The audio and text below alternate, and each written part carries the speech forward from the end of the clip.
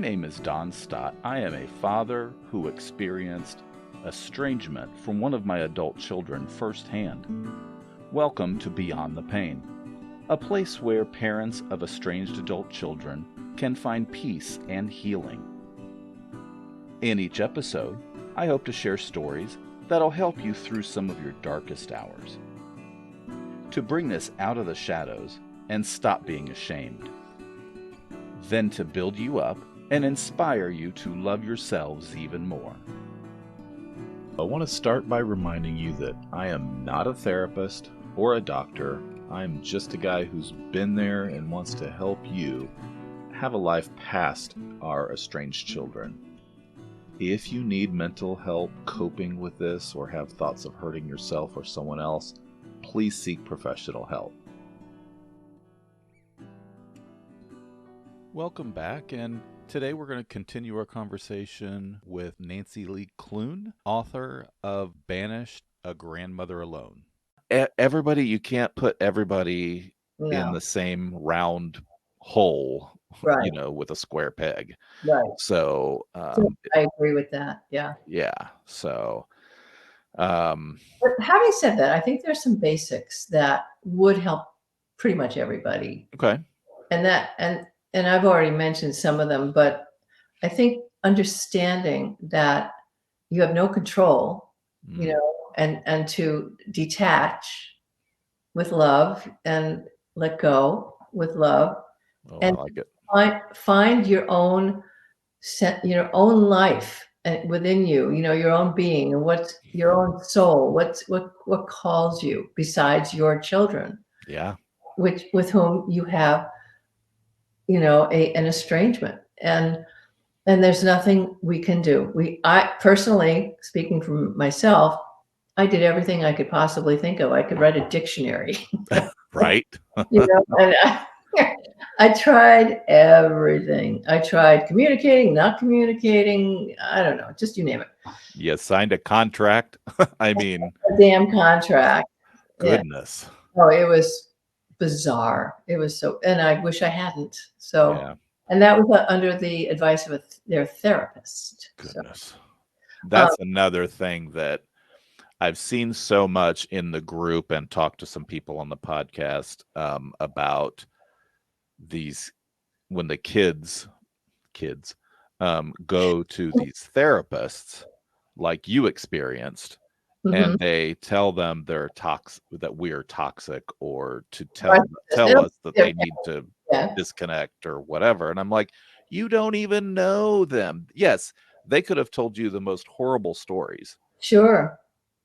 Right. But it seems like you said earlier that that's a real ethical boundary that they cross when they tell them just without knowing anything else except for their story. Exactly. And in my case, the story was all made up by my daughter-in-law.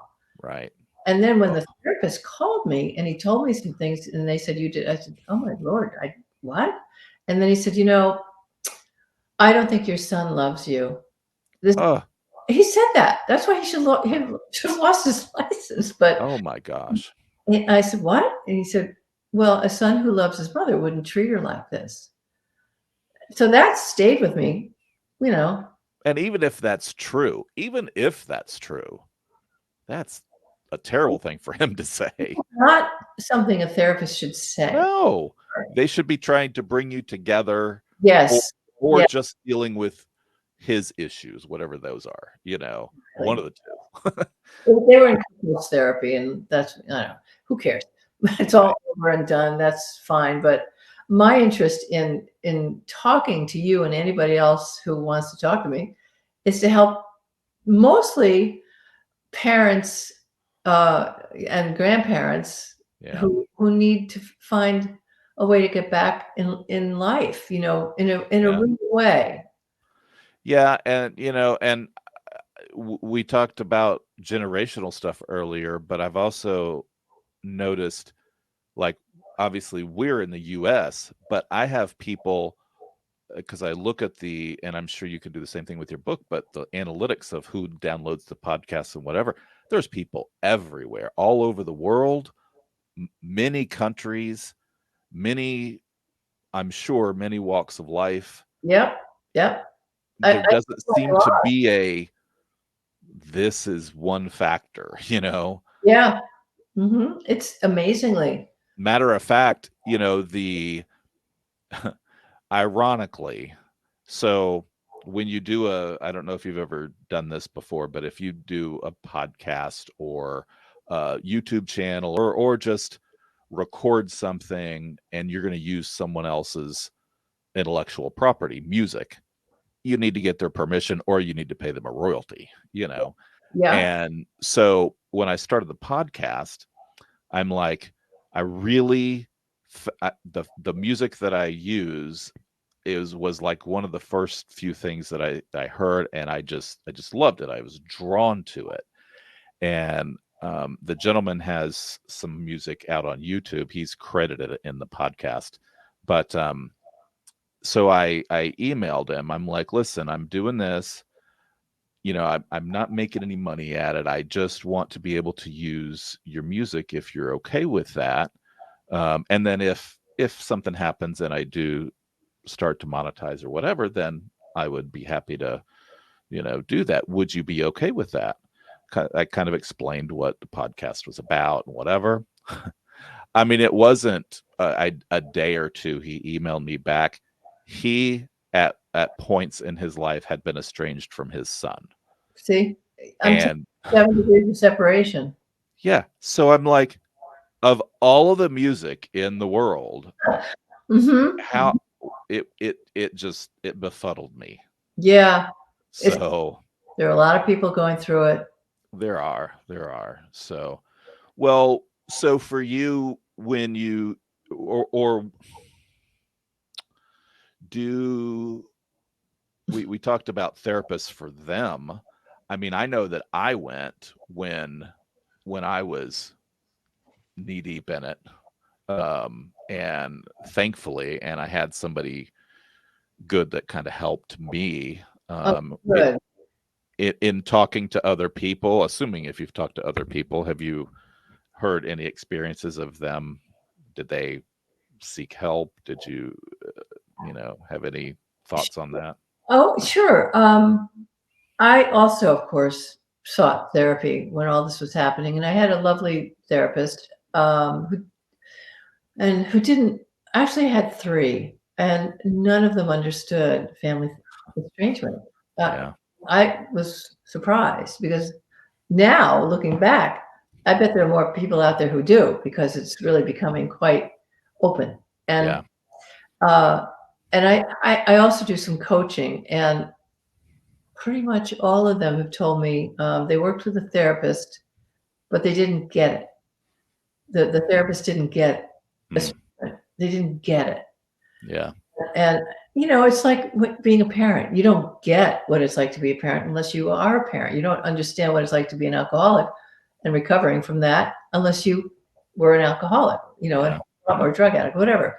We really don't understand anything unless we've experienced it ourselves. right, We can't put ourselves in other people's shoes.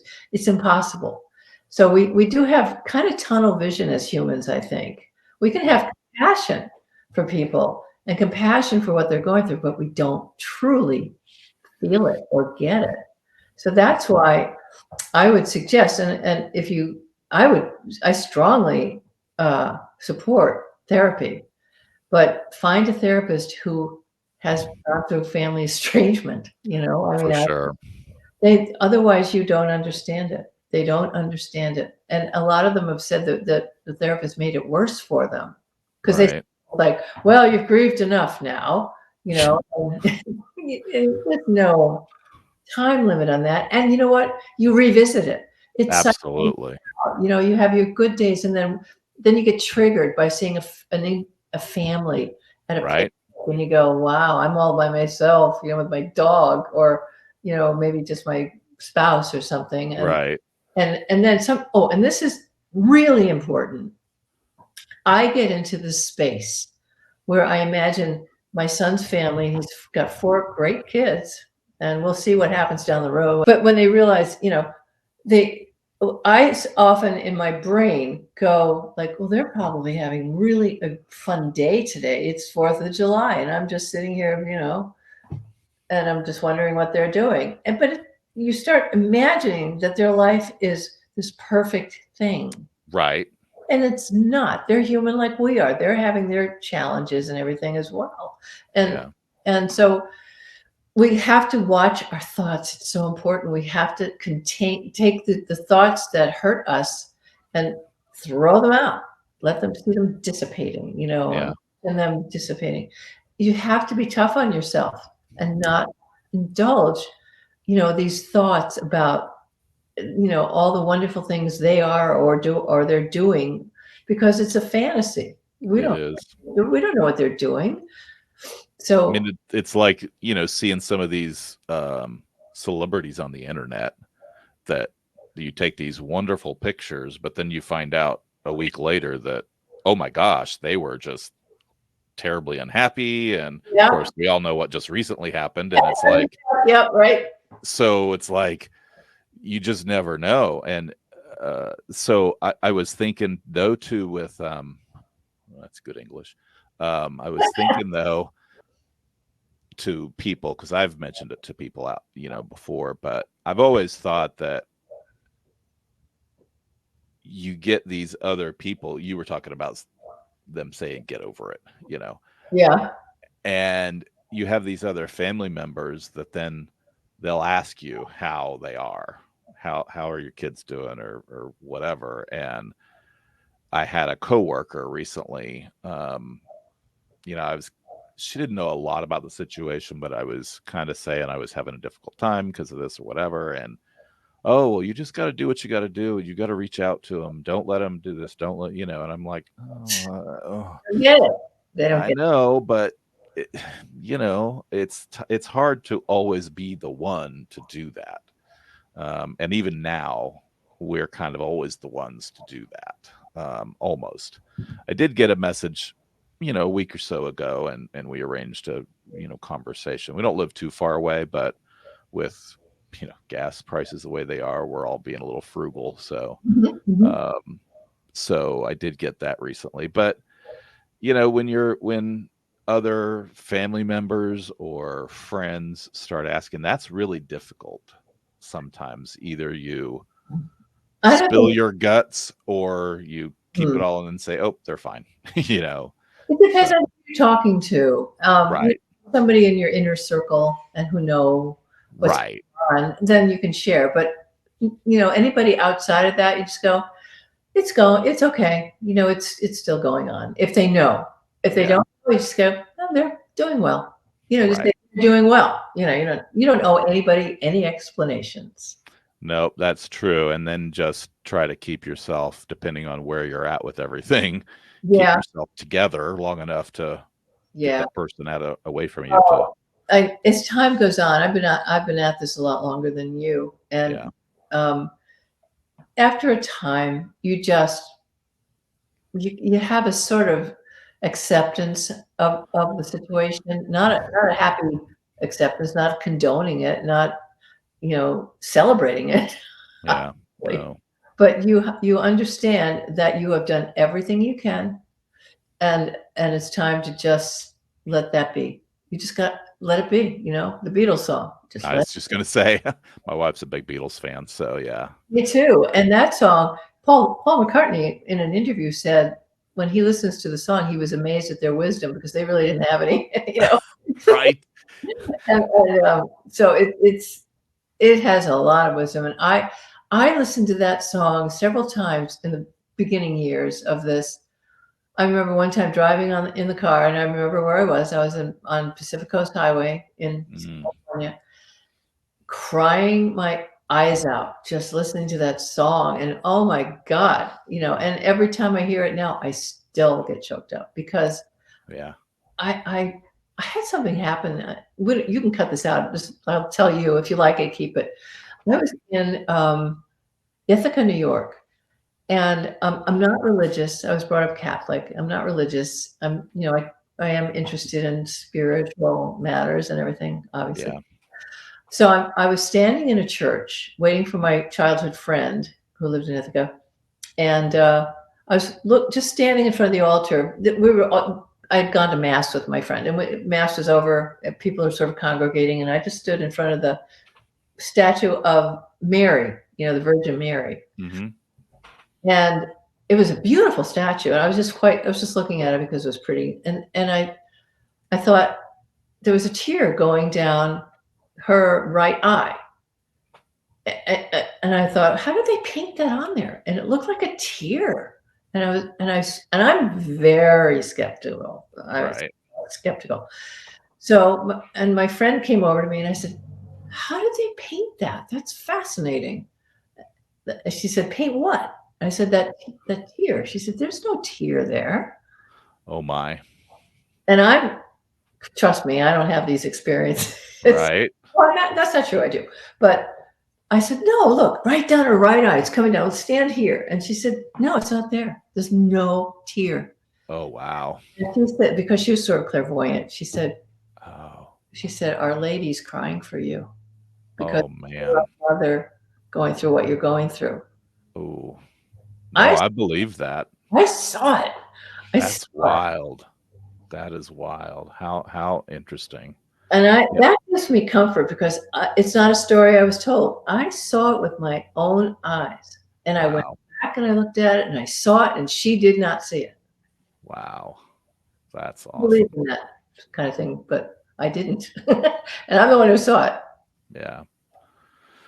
So do you, I want to get to a little bit more on your book in just a second, but just so that we, wrap up with people really, gearing toward that. But it's always a difficult thing to think about, but with this happening, is there any positive things that have come out of this that you can think of? Yes, many. Okay. Mm-hmm. Yeah. Cool. I'm really glad you asked that because, we will never get over the loss of a child, whether our child is still living or not. We'll never get over the loss of it. We will carry that grief in our heart for the rest of our lives. I'm convinced. Sure. Unless there is a prodigal son moment when they come back and they are remorseful. So, but even then, how many years have they done this to you?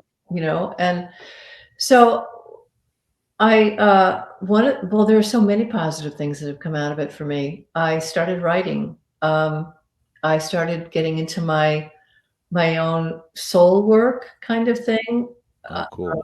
My searching for peace despite the heartache. And now I'm not saying that this is a straight line, that this is constant. Right. I have a new sense of detachment, acceptance. I never call my son. I let him call me. And I'm not allowed to see the children. So I'm still like, all right, the hell with this. I cannot put my energy anymore into this. Yeah. I think the tendency for parents and grandparents is to put so much into their children and grandchildren that they don't live their own lives. You mentioned that earlier. Yeah, I was going to touch on that. Maybe they travel or they do things, but they don't get into their soul life. Right. And my soul was crying out for peace. And I got in touch with early childhood traumas, and I've been doing a lot of healing work over that. And Cool. and I am in a really, really good place in my life. It doesn't mean I don't have, sort of outbursts of anger sometimes, and grief cycles in and out, and mild depression, and I still deal with it. But I know it's going to leave me. It's not going to stay. Yeah. And I've gotten stronger. I've become more courageous about who I am and being who I am, authentic. So a lot of good has come out of this. I'm so glad nobody has asked me that question before. But it's cool. Yeah. Now, somebody, the last interview I did, as a matter of fact, just earlier this week, reversed on me a little bit too. She asked me if I had shared this with my son to let him know what I was doing, and I had. The first episode I sent to him. I listen, we're talking again. I want you to understand, and we had already talked at that point about some of the stuff, Mhm. and come to some agreements. And I just want you to be aware, because I was telling them the whole time when we were first talking again, there's so many people out there. I'm part of this group and this and that and whatever. And then I decided to start the podcast, and so I shared that with him. And so she asked me about it. I'm like, wow, that's interesting. Nobody's ever asked me that before. But yes, I did share that with him. So Mhm. Mhm. do they have any idea that you've done these books or this book? My son does. This is a pen name because Oh, okay. when I wrote it, I knew that if my daughter-in-law got wind of it, Right. there would be hell to pay for my son, and she would probably trash me on Amazon and nobody ever buy the book, or whatever. Yeah. Makes My sense. my son has held the book in his hands. He's proud of me for writing it, but he won't read it. Yeah. Well, he knows. It sounds like he knows. He knows. He's in an unfortunate, impossible situation. Yes, he is. Yes, he is. So I mean, not that that makes it any better or easy at all, but It could you obviously can understand, Oh, you yeah. know. Sure, I can. His father and I divorced, and he has that, dream of a white picket fence family thing, and I understand that. Yeah. It's so funny you say that, because I used to say that to my wife all the time, that's what I wanted. I want to always be here in case the kids want to come home and whatever. I had this the exact same words, white picket fence syndrome. Matter Right. of fact, so much so that one year she bought me, there's a little, I should take a picture of it to you and email it to you. There's a little white picket fence that she bought me. It's hanging on our wall in our, That's so so cute. That's yeah, adorable. yeah. So, well, so was there any, so, so when did you write the book? Good good question. What year is this? Okay. I know, 2022. I think it's been out for 2 years. Okay, cool. Yeah. And is there something particular that prompted you to do it at that time?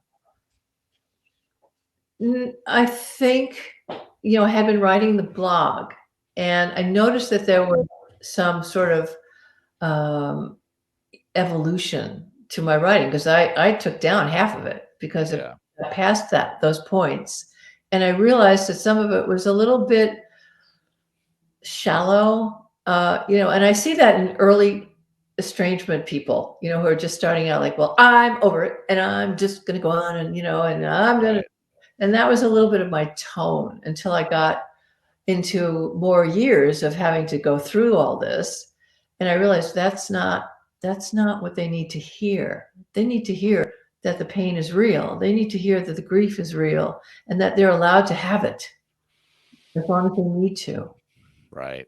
as long as they don't drown in it. Exactly. And that's kind of what I tell people in our group too, when I talk to them, and I mentioned it on the podcast, that just you have to feel that stuff. You Yeah. just have to have some sort of balance, you Well, know. there's cleansing in the tears. There is, There is. and even now I heard a song. I wrote a song. I'm a pianist, and I'm Oh, going to cool. be recording music I've written on Monday. And one of those pieces was a piece I played for my son when he came for a visit. And about 2 years ago, I hadn't seen him for years, Yeah. and I played it for him, and he cried, and he tried to Oh, hide it, but he cried. oh, I cry thinking about it. So that's the first one on my album. So we have a very deep soul connection, my son and I. We yeah. really do. And doesn't mean I don't get pissed off, at how he's Yeah. treated me. But, he was doing a lot of drinking over those years too, and a lot of that was probably because of that. And but he's got to figure out himself. And Sure. it's not my what do they say, wheelhouse. Right, right. Um, Did I answer your question? I forgot your question.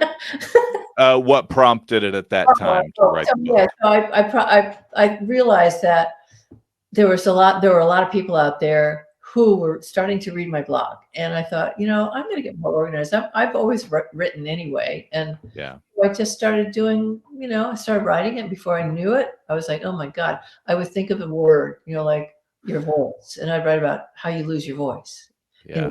in these dynamics with toxic people who may be, responsible for the estrangement. So, God, it's intricate, It is. It is so intricate Mhm. sometimes, Really good. my particular story is, uh, really not all that deep, but I've heard some that it's like, wow. I mean, there's so many different facets and different levels of it that it amazes me still sometimes Yeah. with It, some of these people's stories. And they're unbelievable. Uh, yeah. I've heard a bunch too through my coaching, and I don't go out like the author of Beyond Crying, Cheryl McGregor, I think is her Yes. name. Hmm. She's her second book she sent to me, and I read it, and this is why I'm surprised I forgot her name. And it was a lot of interviews and research and stories and stories and stories. So I personally am over the story part. It's like when you start Al-Anon. I spent a year in Al-Anon for parents of addicted children. Mm, Um, so when you're new at it, you have to tell your story. You have to. right. I mean, I had to. I went over and over to my friends, probably going, "Oh, is there a gun? I want to shoot myself." If she talks about Right. it. And, and I finally realized I got to stop talking about it, the Yeah. story. I'm energizing it, So I deliberately stopped talking. Now, that doesn't mean that if something happens, like I didn't get invited to my grandson's graduation, that I don't call my friends up, and talk about it because Got to vent a little bit and I have wonderful friends who will, get it out. yeah, you do. Yeah. And okay, once I realized, okay, then I realized this is nothing new. This has been going on for 20 years with this woman. So get over it. Let's get on with the day. This sucks. I don't like it. Yeah. And, it is what it is. It's good that you can. I mean, obviously, like we said, it's never going to completely go away, but at least you can have some sort of a life. Yeah, And I am blessed with a good sense of humor, and everybody in my family is so funny. So I laugh a lot. I can't help it. I've just always been a laugher. So, and not fake laugh. I don't like fake laughing. But I drive my wife crazy with, I don't come up with them, but I find them and they're funny. But a lot of the dad jokes. So, and she just rolls her eyes. well, whatever makes you laugh, who cares? That's it. That's it. So So, important. so obviously you've had some response to your book. Have you had parents reach out to you? Yeah. Oh, a lot, a lot. Cool. Yeah, very much so. I thought when I got like it's Audible is monthly and then the book is quarterly. The whatever you make on it, and Right. I don't even know how much money I make. I just look and see how many books are sold. And my Yeah. first week, I got something, and I sold like 5 books. I went, oh, I sold 5 books. Now it's in the thousands. That's I'm awesome. absolutely amazed. And that just means that there's so many people that need it. My book is a little bit, well, it's quite different from anything else out there. It's more of from the heart of a mother and a Yeah. mother. It's very heart centered. Well, I And could tell that just from the preview that I read oh, on Amazon. So, cool. yeah. So obviously it's on Amazon and Audible. Are there any other places that people can find it? Barnes and Noble, and every now and then I see something pop up on the internet that it's on, but Amazon's your best bet. Okay, Yeah, cool. you can return it if you don't like it. do you Don't like put anything back. do like that about Amazon with some stuff? So, Yeah, um, and I am writing a second book, so I will let you know when that's out. awesome, For a while. awesome. Same basic subject matter, or The same subject matter, it goes deeper. cool. It Well, goes that'll because with time, I'm a long hauler here. Would you say 20 years? 20 years I've been dealing with her. Yep. Wow. And the contract was the first year, Wow. and then the ultimate cutoff was 12 years ago. So I had some time with the children in between, thank God. Yeah. But which made it harder because I knew them and we were, very. Yeah, it's a double-edged sword. You get to know them, and then they're yanked away. So It's a terrible thing to do to the children. to the kids, yeah. I mean, don't like me, okay, fine, Mhm. but you're taking what could be a good relationship from from them. Oh, it's a wonderful relationship, and grandparents are so special in a child's life. Nobody loves a child like a grandparent. That's true. It's unconditional. It's so special, and they took that away, and I think that was a wrong decision. I would agree with that assessment. Mhm. So, Mhm. well, I really appreciate you coming on and My pleasure. sharing your insights with us, and I'm really excited to finish your book, Get and Audible. Get Audible. I will do that. Be easier. And do you have any final thoughts that you'd like to share with anybody? I know we've talked about a lot of things, but anything else that come to mind you'd like to end with? Yes. Uh, I would encourage parents and grandparents not to lose their voice. There's Mm, a risk in being authentic and honest, but I lost my voice. I just said, "Okay," and I went along with the program and walked on eggshells because I saw what was happening and I was afraid it would happen. So I was like, always tight, contracted and nervous around my daughter-in-law. And right, so I never spoke my truth. Had I spoken my truth, I probably would have been kicked out anyway. right, So if you're being inauthentic and kissing ass, with somebody in your family to stay in the family or to keep that relationship, it's not going to work. You're taking either way, you're betraying yourself. And I guess I'm saying be true to you. You don't have to come down hard. You can just say that's something that I don't think I understand, or maybe I don't agree with that. Let me think right, about that. Rather, and if you're accused of things you didn't do, like I was, I would go, I didn't do that. That didn't work either. So just like, oh, okay, I guess you see it that way. right, Okay, that's your opinion. There's a way to stay grounded in yourself and your goodness and your good heart. And don't lose that. And it may mean that you will lose the relationship for a while, if you're honest with them. but I I'm think if you're gonna lose it because of that, you're likely gonna gonna lose lose it it at some anyway. point. Yep, exactly. So why add to it by being somebody you really aren't? And so many people do. They They shut up. do. They don't talk. Okay, they're in charge. Okay, well, I get to see the kids, like the contract. Yeah. You just Wow. I know it would be. I know it's difficult, and I know there's a lot at stake. But you at least hold on to your own sense of yourself, you'll feel like at least you did your best.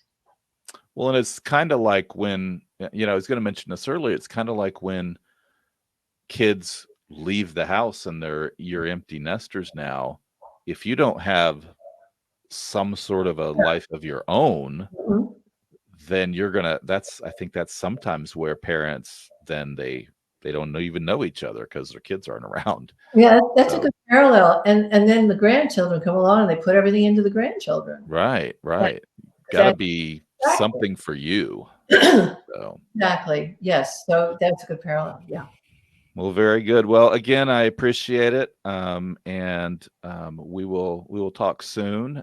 Good luck on your new book. Thank Let you. us know when that's out, and I will make certain and share that with everyone as well. So And I also have a blog.